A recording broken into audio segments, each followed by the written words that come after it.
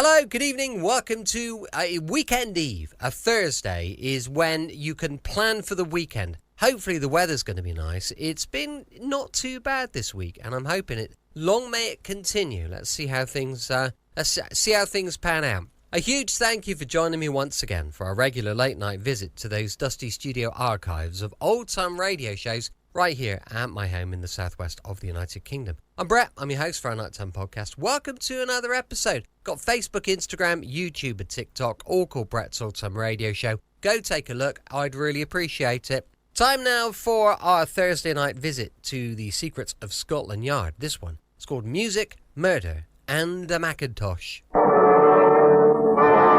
do you do? Are you busy for a moment? Because I've got a job for you. The crime I'm taking this week is one of those borderline cases. How often when the foreman of the jury rises to give the verdict, you know exactly what he's going to say. It's a foregone conclusion. In this case, it's not so easy to foretell. Music, Murder, and the Mackintosh I've chosen as the title.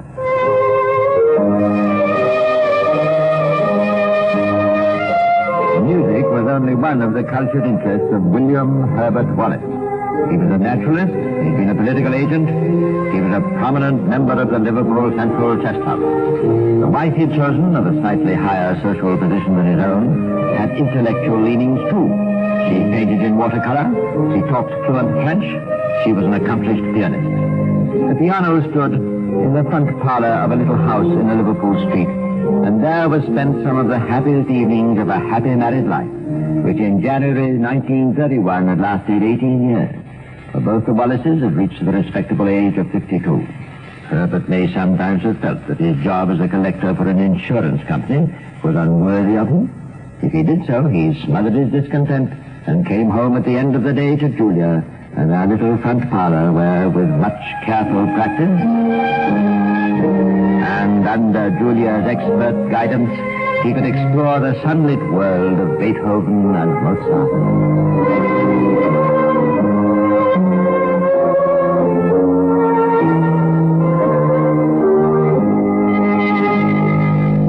That was pretty good. Really perfect, dear. Perhaps the Allegro could be a little more sustained. I expect you're right. Shall we try again? Tomorrow's Sunday, and on Monday we won't be able to practice. Really, dear? It's your chess night. It's the championship. I've got a match to play. Then we'd better take it through once more. Ready, dear?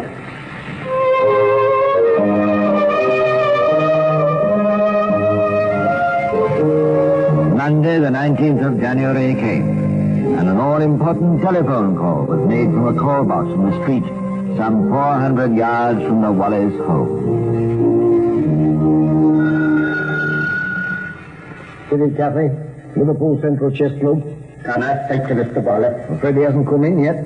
I'm the captain of the club. Can you ring later? No, I'm too busy. I've got the girl's 21st birthday and I want to see Mr. Wallace. There's something in the nature of his business. Well, can I give him a message? Well, will you tell him that Mr. R.M. Qualtrough, Qualtrough, Qualtrough, calls, number 25, Menlove Gardens East. Will you ask him to come and see me tomorrow evening at 7:30? The captain of the club didn't know the voice. He afterwards described it as a strong voice, rather gruff, confident, sure of itself. As far as he could judge, natural. He went back to what he was doing, and about half an hour later noticed that Wallace had arrived and was deep in play. Boy! Wallace. I have a message for you. Huh? Telephone message from Mr. Qualtrough. Qualtrough. Your move. I don't know anyone of that name. He wants to see you tomorrow evening at 7:30. Something in the nature of your business. I've written it down. Number 25, Menlove Gardens East. Is it Menlove Avenue? I'll see if anyone in the club knows. I'm not sure I'll go. Not at all sure. Sorry, my move. But he did go. Yes, unfortunately he did. It was soon after 6 that he got home from his work. But let's hear his own account. Julia was in when I got home and we had our tea together. She had a cold. I got a lot of papers together, forms which I thought I might want for Mr. Qualtrough, and everything finished. Only one other person saw Julia alive that evening. That was the milk boy when he delivered the milk. He called about 6:30, he said, but some of his little friends who saw him making his round but it was late at 7:15. About 6 minutes past 7, Mr. Wallace boarded a tram. Does this tram go to Menlove Gardens East? No, it don't. It can go on a number 5. I'm a stranger in this district. I have some important business in Menlove Gardens East. And so it went on. He told the second tram conductor that he was a complete stranger in those parts. He volunteered for a clerk whom he had stopped to ask the way, that he had a call to make at number 25. He rang the bell at 25 Menlove West and asked in vain for Mr. Qualtrue. He asked of the newsagent if he might consult the directory. He stopped a policeman and told him he was an insurance agent and looking for Mr. Qualtrue. He asked the policeman the time and learned it was now 7:45. But he never found number 25 Menlove Gardens East or Mr. Qualtrue. For, strangely enough, there was no such place, nor possibly any such person. Hello, this is Ray.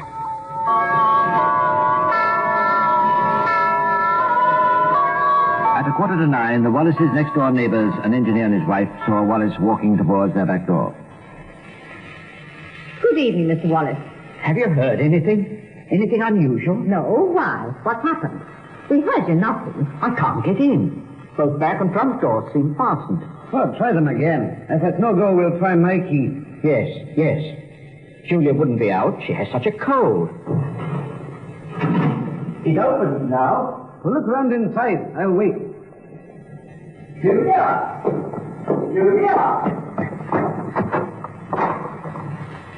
Come up and see. She's been killed.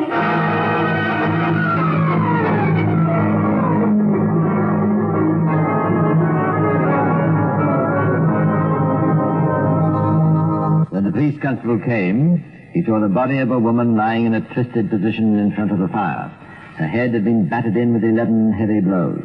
Round her shoulders was a Mackintosh that seemed to have been tucked in, as though the body were a living person that somebody had tried to make comfortable. The Mackintosh was partially burnt and stained with blood inside and out. Is this your Mackintosh, sir?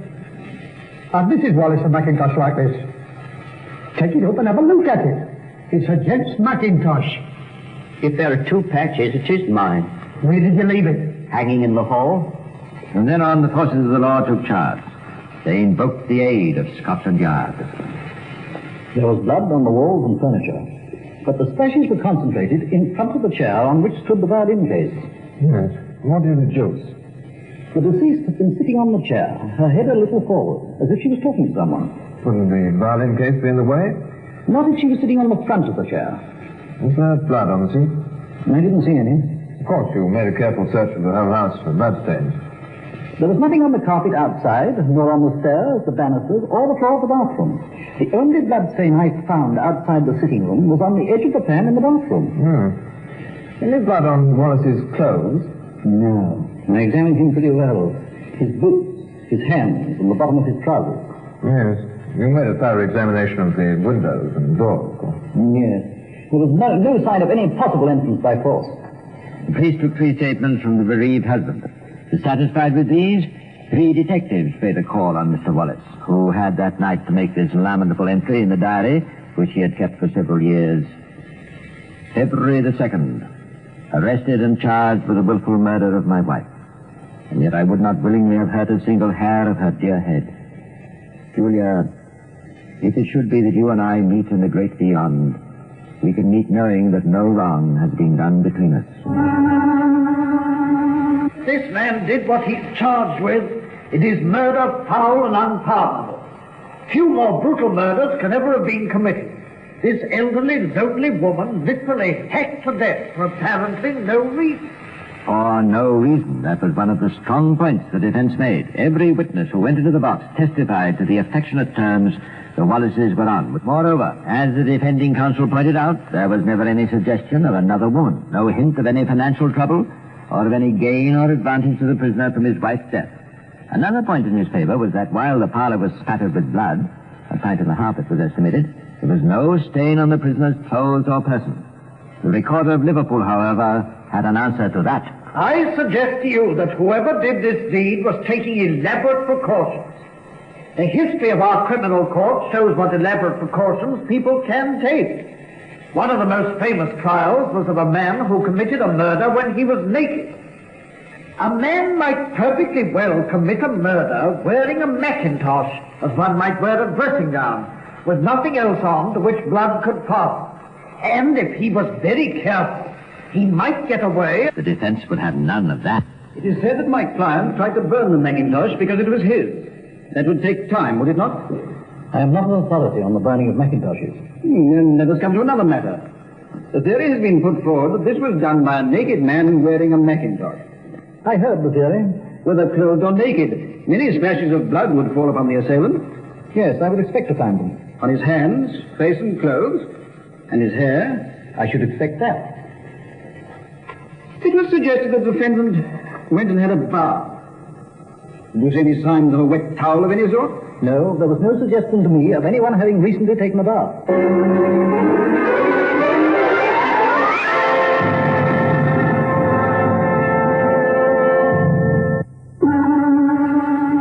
Wallace's demeanor after he'd found the body of his murdered wife came in for some adverse comment. It was abnormal. He was too quiet, too collected. He was not nearly as affected as I was. I think he was smoking cigarettes most of the time. Whilst I was examining the body, he leaned over and flicked the ash into a bowl. A point you may find more mysterious is, why couldn't Wallace open his front and back doors when he returned to that silent house? The prosecution suggested that those doors were never shut, and that Wallace waited till somebody came to witness the discovery of the crime. The whole incident of Mr. Qualtrou's telephone call and the search for a non-existent Menlaviste excited the recorder's skepticism. Members of the jury, you may think it curious that a total stranger to the prisoner, speaking from a place 400 yards from his house, should have rang up the chess club. You'd have thought he might have called at the house or left a note at the house. Neither of these things happened. But this stranger with the name of Qualtrough rings up and leaves a message that Wallace is expected next night to call on somebody he doesn't know at an address which he finds doesn't exist. And the recorder went on to comment on the surprising volubility of Mr. Wallace, that reserved, studious man, who led him to discuss his private affairs with 2 tram conductors, a passing clerk, a policeman, and a girl in a newspaper shop. While the remark that he was a complete stranger in a district where he could be proved to have taken 5 violin lessons suggested to the critical-minded that the whole quest for Menlaviste had been undertaken with the sole object of establishing an alibi. Well, at last, Wallace entered the witness box to give evidence in his own defense. Throughout the hours of examination and cross-examination, he spoke deliberately, giving due thought to his answers, never once losing his calm. How long have you been married? Just over 18 years. What were your relations with your wife? What I should describe as perfect. Is there anyone in the world who could take her place in your life? No, there is not. Have you got anyone to live with now? No. Or to live for? No. Let us come to January the 20th. You told the police what you did. Is the account true? I gave them a perfectly frank account of my movements for the whole of the night. And when you found yourself in Menlove Avenue, where did you go? Down Green Lane. I knew my superintendent lived there. He had given me violin lessons 2 years before. I rang the bell or knocked. I couldn't get an answer. Now listen to me, Wallace. On the night of the murder, do you know where your superintendent was? I've heard him give evidence that he was at the cinema. Did you know it at the time? I did not. Did it never occur to you when you couldn't find Menlaviste just to look in and ask him? I've given evidence that I knocked at his door. Have you ever stated that to anyone before today? I think I volunteered the information to the police. I've looked through your statements and I cannot find it. Of course, now you realize the importance. At last, Mr. Wallace's ordeal in the witness box came to an end. He answered every question with precision and composure. He even studied the rather horrific photographs of the parlor with a kind of detached interest. But even that man of iron must have felt some relief when his counsel took over the burden of his defense. Because it is realized that this motiveless crime presents almost insuperable problems, it has been suggested that the crime was committed by someone in a state of frenzy. This, members of the jury, was no sudden frenzy. If the accused did this thing, he calculated it all at least 24 hours before. So the prosecution's case stands or falls on the authenticity of the telephone call 24 hours before. If he did not send that message, he was an innocent man. Has the prosecution even started to prove that he sent it? The other vital point was, when was Mrs. Wallace killed? The arguments from the rigor mortis of the body were inconclusive, but the evidence of the milk boy, of his friends, and of the paper boy showed that Mrs. Wallace was alive at 6:30, probably 6:45. And Wallace would have to commit the crime, get rid of the blood, break open the cabinet, dispose of the money and the weapon, walk 20 minutes to the tram, stop, and be seen on the tram at 6 minutes past 7. The judge summed up in favor of the prisoner. He, too, stressed the time factor and pointed out how much needed to be done before the prisoner was seen completely dressed and perfectly composed on a tram car 20 minutes' journey away from the scene of the murder. No motive whatever had emerged from the evidence. Nothing concrete remained which would point to the murderer. The jury, 10 men and 2 women, filed out to consider their verdict. Gentlemen of the jury, are you agreed upon your verdict? We are Do you find the prisoner guilty or not guilty? guilty. Was he right? Would that have been your verdict? The prisoner at the bar, have you anything to say why you should not die according to the law? I am not guilty. I don't want to say anything else. And that's what he said. But in these cases, the jury is likely to have the last word. Likely, but not inevitably. Public opinion was divided on his guilt. When the news came that he had appealed against his sentence, prayers were offered in Liverpool Cathedral for guidance to be given to the Court of Appeal. The third obvious fact is that the case is eminently one of difficulty and doubt. The case against the appellant was not proved with that certainty which is necessary to justify a verdict of guilty. This appeal will be allowed.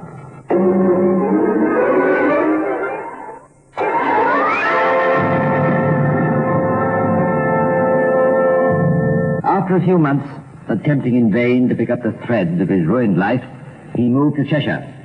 His diary was his sole companion. He said, "This last few days I've been depressed, thinking of my dear Julia.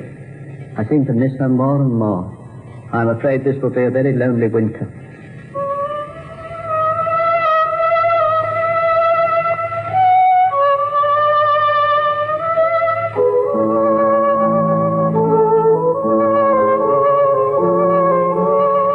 On February the 26th, 1933, 2 years after the murder, William Herbert Wallace died a natural death in his bed. A curious thing I'd like to tell you.